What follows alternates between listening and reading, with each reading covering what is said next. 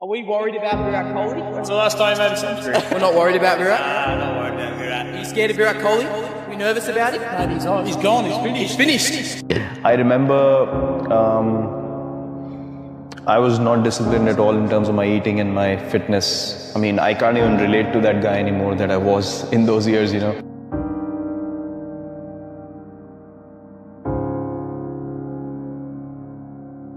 The business side of things wasn't doing well for my brother. The house was on rent, and then his online share trading account suddenly crashed. So one transaction went really bad, and all the transactions that he'd done before that and whatever he had accumulated sort of went down in a go. So he really the amount of stress it brought onto him mentally was huge. So he had a stroke, he had a clot form in his brain. I didn't know it because I was playing my first season and I was at practice, and I was coming back from practice, and I reached the house, and then my cousin's sister was there, and I asked her where everyone is, and she's like, "No, this was gone for a regular checkup." And I was like, "Take me there." So we went there, and then I saw him, you know, in a situation that I'd never seen him before. And what was the situation? Because it was a stroke in the brain, he wasn't able to react in the normal manner. You know, his body was moving in a funny way, and he was not able to figure out where he is, like the way he looked at people as well. It was like he lost total sense of what's going on. So I saw him like that, and then they took him to the operation theatre, and then it was a very difficult time because they did the operation, then he came back home, and then he was in rehab, but I saw him, left side of his body got paralyzed, left side vision also got compromised, and he was just not able to communicate that well, even with the family members anymore, and you know, couldn't do anything by himself. People had to pick him up and take him to the toilet, and there he was, a self-made man. You know, he would just, in the house, if something went wrong, he wouldn't call anyone. He'd just open the socket, the electric socket, and just start fixing things himself. So he was that self-made, and he wasn't dependent on anyone. So for a person like that to go through that, he couldn't handle it after a while, and then eventually after a couple of weeks of rehab, he got a cardiac arrest. And you were there? I was batting actually. I was playing a game, and we were playing one of these 4-day games, which used to happen at the first class level, and I was supposed to resume batting the next day. And this happened around 2:30 or 3 in the morning, and we all woke up and we had no idea what to do, and he was gone by the time we woke up, and I literally saw him take his last breath in front of me. And I tried to pump his chest and all that, nothing worked. And then there were a few doctors around in that area that we lived in. We went to their place. No one opened the door because it was 3 in the morning. We couldn't get any response, and then we drove him to the hospital. But by the time they tried electric shocks and everything, all those kind of things, but nothing worked. He couldn't recover at all. So my sister and my brother and my mother, they all broke down, and funnily enough, I couldn't cry at all. There was no emotion coming out of me, and I just became blank. I couldn't register what just happened. Why do you think that was? I have no idea. Till date, I can't understand. And I was feeling like I was myself thinking, why am I not able to cry? And then I think it was all building up inside me. So when we came back, and everyone, all the relatives came in to sort of, you know, pay their condolences and stuff like that. And then I called my coach in the morning, and I asked him, or I told him what had happened. And then he asked me, "What do you want to do?" I said, "I want to go and play." So he said, "Are you sure?" And I was like... Because you had a game that day. Yeah, and for me, leaving a cricket match was something which was not acceptable, regardless of what happened in life.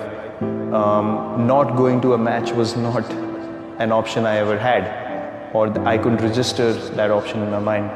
So I said, "I'm going to go." And he said, "Okay, if that's your decision, go ahead." So I left the house. I hadn't cried at all, nothing, no emotion, and my family was actually feeling a bit nervous looking at me because I was showing no emotion, and everyone was like, you know, crying, and they were emotional. And then I went to the game, and I picked up a friend of mine again, and I told him what had happened. He thought I was joking, he didn't believe me. We kept going, we reached the stadium, and when we reached the stadium and I sat in the change room, and he told everyone what had happened. So when everyone came around me to tell me, "We are sorry for you," and that's the time I really broke down, and that's the time all that emotion came out, and I don't know why. The strangest part of the whole story to me was that night when you called your coach back and you were upset. He was surprised that you weren't upset about what he would have thought it was about. You were upset about your performance in the game. I was upset because the umpire in the game made a wrong decision and he gave me out when I wasn't out. And I was upset because I couldn't be there till the end to make my team win the game. And I was really upset about that. So yeah, in the evening he was surprised to know that I was actually talking about that. So I played IPL from 2008, 9, 10, 11 and then 12. IPL 12 was, I was playing for India. I was playing for the national team at the highest level, but I hadn't got the success, that some of the established players did.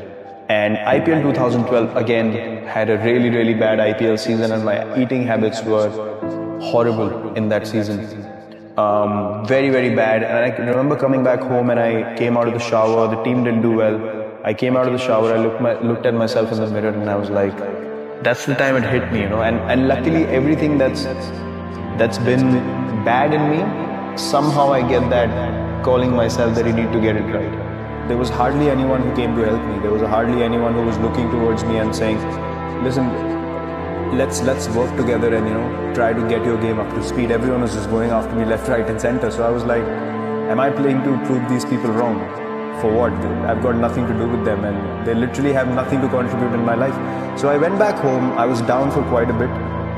And then I saw myself in the mirror and I was like, you can't look like that if you're an international cricketer. I was like, how the hell are you going to continue like this if you don't take care of yourself? The great thing that happened at that stage was I realized who's with me, who's not. Things were filtered to an extent that I just got so relaxed when I went back home. I was like, okay, I've hit rock bottom now. No one believes in me.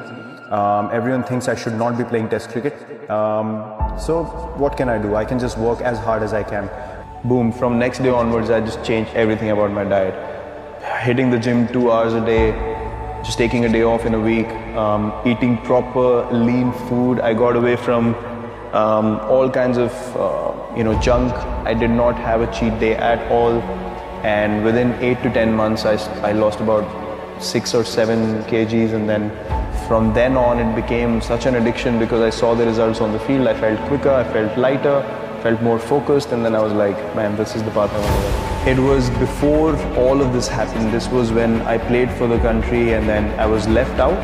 And for 13 months I wasn't selected again, and then it became sort of a madness that I want to get back up.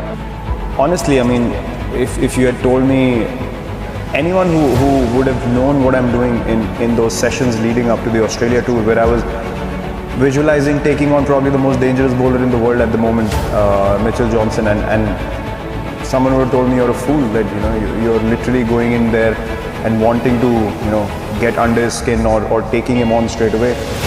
I want to get back into the team, and then those 13 months I was so focused that I want to get back into the team, and my performances were such that the selectors could not ignore me after a while. So eventually I got my chance again, and luckily I've never been out of the team since. There always have been two options for me. Either it's fight or flight, and I've never taken flight. I've never taken flight. Look, when I step onto the field, I have to believe that I'm the best. Because my mindset, as I said, was very clear from the first time I started playing this game. I'm not going to allow anyone to think that I'm just a pushover on the field. This was actually end of 2011, 2012 actually, when we came back from Australia, and I figured out the difference or the gap that we have with other countries. And I thought if we don't change the way we are playing, or I don't change the way I am playing, or the way I'm training, or thinking, or eating, I can never be among the best players in the world. And there's no point in just competing if you don't want to be the best. So I wanted to be the best version of myself, and then I based everything around that vision. And then my training, my diet, my approach towards the game, everything changed. And I know that I wasn't the most skilled sports person when I came in, But the only thing that's been constant is working hard on myself and my game. And that was the time I realized, well, if the Indian team has to be the best team in the world, we need to go ahead in a certain manner. I didn't feel that, when I walked into play, there was any kind of fear or respect in the opposition corner. So I felt like I don't want to walk into the field thinking, or the opposition thinking, of this is just a pushover. Don't worry about this guy. He's gonna do no damage to us, and he's just playing just like another player in the team and stuff. I wanted to make an impact. I knew that I have the ability to make my team win, and I wanted to be that version of myself where if I walk in, I wanted teams to think like, we need to get this guy out or else we're going to lose the game. So I thought if I can't have that impact on my team, then I'm not doing justice to where I am. And if I don't want to be that guy, there's something wrong in my head. Either I've accepted being lower than what I should be, or I just don't have enough drive in me. So I said I'm going to unlock my max potential and achieve what I should be.